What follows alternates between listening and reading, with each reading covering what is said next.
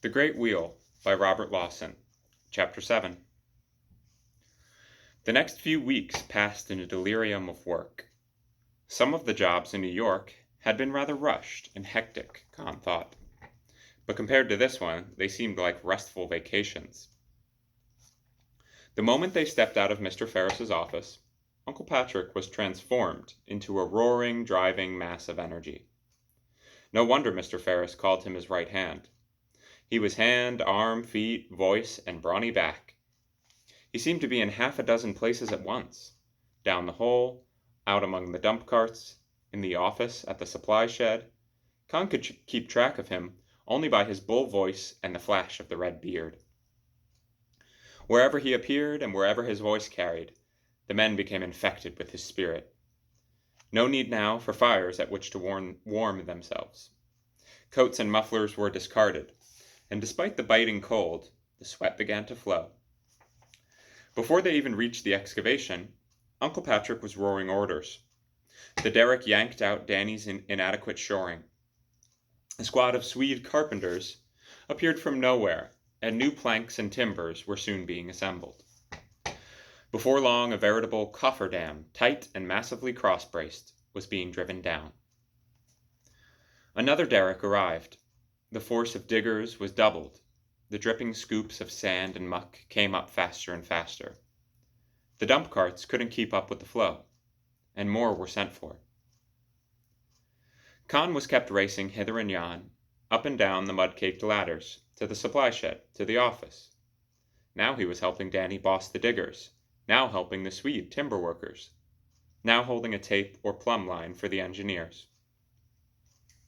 When darkness put a stop to their labors, the excavation had reached a depth of 16 feet. The new shoring of the 20-foot square hole was well and solidly built. Huge bonfires were left burning to thaw out the surface for the next two holes. As they stumbled wearily across the cluttered waste of the fairgrounds, they were joined by Martin Brennan and his crew. "You've picked the wrong job, Con, me lad," Scrimer laughed. "Us riggers are working in a nice warm shed." "And getting soft," Con jeered. "Wait till you find yourself on top of a derrick, like a monkey on a stick, with a wind off the lake whistling the snow around your ears, and you'll wish you had some blood in your body, instead of Thames water and porter." The next day the pace, if anything, increased. A railroad spur was extended to the site. A huge concrete mixer arrived and was unloaded. Con and a gang knocked up a makeshift shelter of canvas and corrugated iron for it. More laborers arrived, and work was begun on the next two holes. Scrimer and the two Norwegians rigged 4 more derricks. Steam fitters came, bringing a boiler and a carload of piping. A maze of steam pipes was laid beside the track where the sand would be dumped. Heating pipes were hung in the shelter around the concrete mixer. Mains were laid to the excavation. By noon of the 5th day, Danny came to report that the first excavation had reached hardpan at 36 feet. Mr. Ferris promised it at 35 feet, Uncle Patrick laughed. "Not a bad guess, but I'll tell him he must be getting senile." "All right, Danny, clean it up." Then he bellowed for the steam fitters. By sunset, steam pipes had been hung in the excavation, and 2 huge Negroes had fired up the boiler.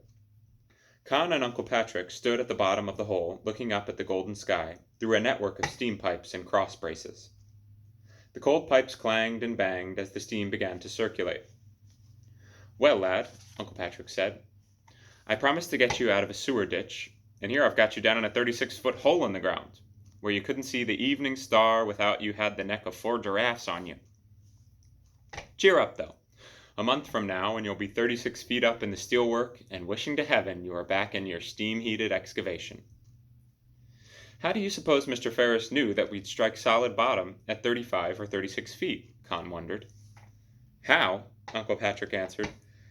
"My boy, if I knew 1/4 of the things are in that head of his, my brain would be splitting my skull into 2 halves." At that moment, Mr. Ferris's head appeared against the sky. "A nice, clean, solid job, Pat," he called down, "and 2 days ahead of schedule. About what I'd expected of you. Don't let that young nephew push you too hard, though. Remember, you're not as young as you once were." He smiled happily as Uncle Patrick's outraged bellow came up from below, and turned to his companion. "You can start pouring tomorrow, Walker," he said, "and keep it going until they're all finished. Put on a night shift. Pat will keep one hole ahead of you if he has to dig them himself." Shortly after sunrise the next morning, the concrete mixer was rumbling and grinding steadily. 2 processions of wheelbarrows moved unceasingly up the wooden ramp, carrying sand and stone. 4 gigantic Negroes, their faces already gray with dust, spelled each other, dumping sacks of cement into the mixer's insatiable maw. From a short inclined trough, a stream of wet concrete ran and dripped and plopped into the depths of the great square hole. To Con, looking at the small inadequate stream, it seemed impossible that the hole would ever be filled. But already the bottom was covered in pudding-like gray,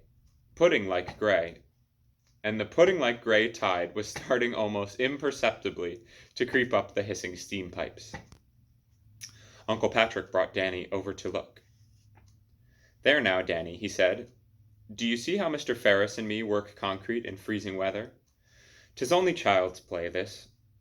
When you're on a river bottom with 30 feet of water over your head and an air pressure on you would crack the drums in your ears, then you're doing a man's work.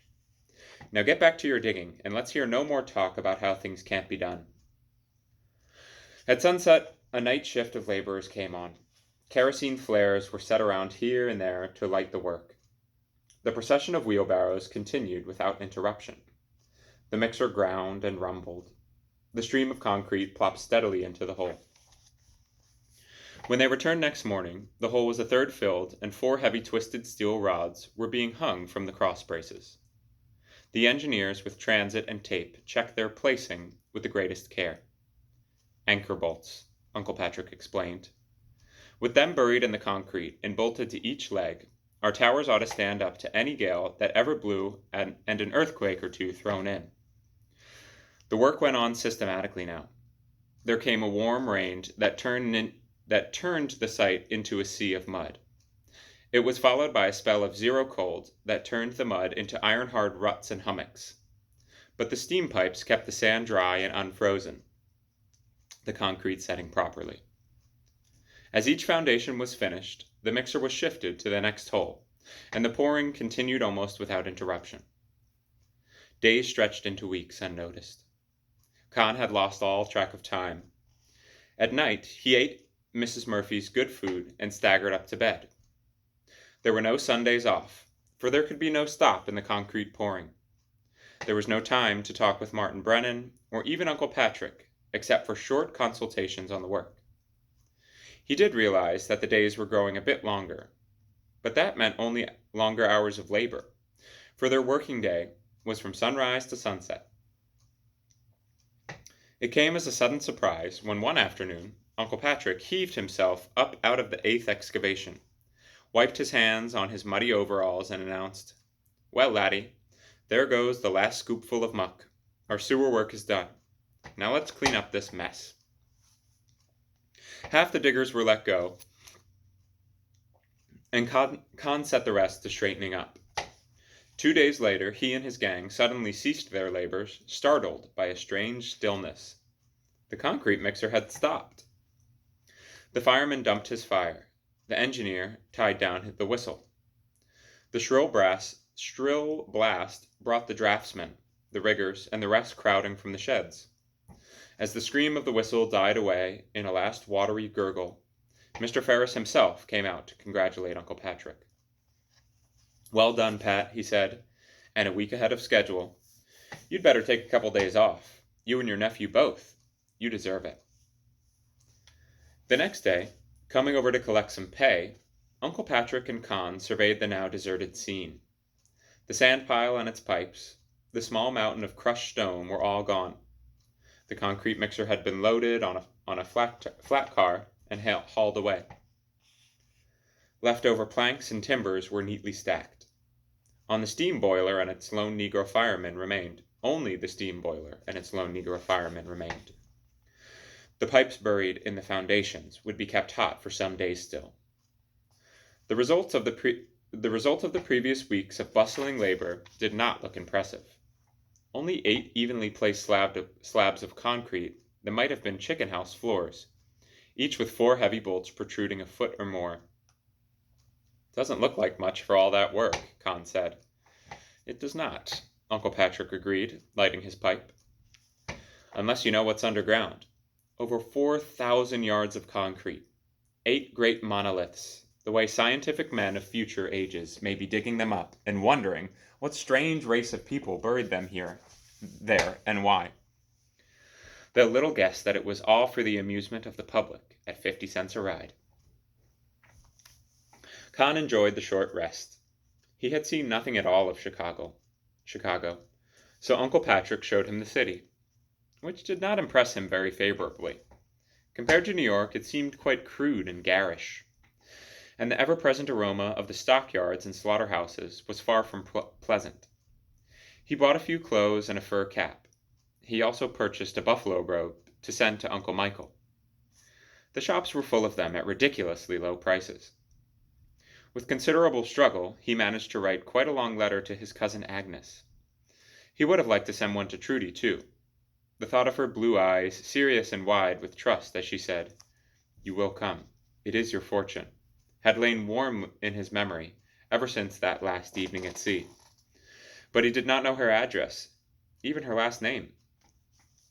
He felt quite sure that the post office department, wonderful though it was, could hardly cope with a letter addressed simply to Miss Trudy, Wisconsin. On Monday, they reported back for work. Con still could not get used to the deserted air of the place. He had a sinking feeling that the whole project had fallen through. The office shack was even more forlorn. Most of the engineers and draftsmen were gone. Mr. Ferris sat in solitary meditation before one of the glowing stoves, his hat on the back of his head, his feet propped on a box. "Welcome, Pat," he said. "All's quiet along the Midway. The lull before the storm, you might say. I have sent most of the boys over to Detroit to check on the steel work as it is fabricated. You might want to go along and keep an eye on things for a while. I want every piece of steel that goes into this construction checked and rechecked for accuracy. Every piece clearly marked and numbered. I have given them a schedule for shipments, and I want it carried out to the hour. We can't be sorting out mixed up lots of steel here in 3 feet of snow or mud. We can't waste time reaming out inaccurately placed bolt holes or straightening bent rods or girders. We shall have 4 times more steel to erect than there is in the Niagara Falls Bridge. It took them 3 years to build that, and we will have exactly 5 months. It will take speed and accuracy." "I'll take the next train," said Uncle Patrick, "and I promise you this, Mr. Ferris. For every 16th of an inch of error you find in that steel, you can slice that much off the end of my nose." He grabbed up his hat and rushed out. Mr. Ferris, lost in thought, resumed his contemplation of the glowing stove. "Is there anything you'd want me to be doing, Mr. Ferris?" Con finally asked. "Nothing special," his employer replied. "Blows like this are very infrequent in this possession. Enjoy it while you can. Sit down a while." He lit a cigar and leaned back in his chair. For some time he talked quietly of his work, of the bridges and tunnels and railroads he had built, of his research work with the steel companies. "It all becomes more or less routine after a while, Con," he said. The problems pretty much are the same. This wheel thing is a delightful change for me. Fun, really. Something different. Yet it is not a ridiculous notion, a Ferris's folly, as many contend. Every detail of it is based on the soundest engineering principles. It is completely practical and will be just as safe as any steel bridge or building ever built. I cannot fail to operate successfully. Yet just because it is something that has never been done before, it has met with nothing but opposition, timidity, and ridicule. I'd hate to be the man who would speak disparagement of it in earshot of Uncle Patrick, Con said with a grin. Mr. Ferris laughed. "I would too," he said. "He's a grand man, your uncle. I don't know how I would get along without him. But tell me about yourself. How do you like working with us?" So Con told him about his life in Ireland, about Uncle Michael's letter, and about the work in New York. Mr. Ferris listened with such a sympathetic attention that he even told, somewhat hesitantly, of Antenor's prophecy. "Wouldn't you think it a strange thing, Mr. Ferris," he asked, "her to be telling me about riding the greatest wheel in the world, and now me being here to help you build it and all?" Mr. Ferris threw his cigar into the stove and watched the momentary flare. "Very remarkable," he said finally. "Remarkable and wonderful. But it doesn't astonish me especially. It may surprise you, Con, but you see we engineers, supposedly so hard-boiled and practical, are great dealers in dreams and visions. As much so as poets and artists. For everything we build is first only a dream. Then we make the dream come true. Instead of brush or pen, we do it with steel and concrete, with slide rule and tape, and transit, bolts, and rivets. But first was the dream. Out there, right now, there is just a messy field of frozen mud and some slabs of concrete. But there is also a vision. Close your eyes and think hard, and you can see it. The great towering wheel turning slowly, majestically, soundlessly, lifting people up for a while into the clear upper air, out of the dust and noise of their everyday existence, giving them a glimpse of wider horizons that they have ever known, perhaps a closer sight of the evening star. I wonder if Ferris's folly is as foolish as it seems to some." Con had no answer, but he began to understand how Uncle Patrick was bewitched by the man.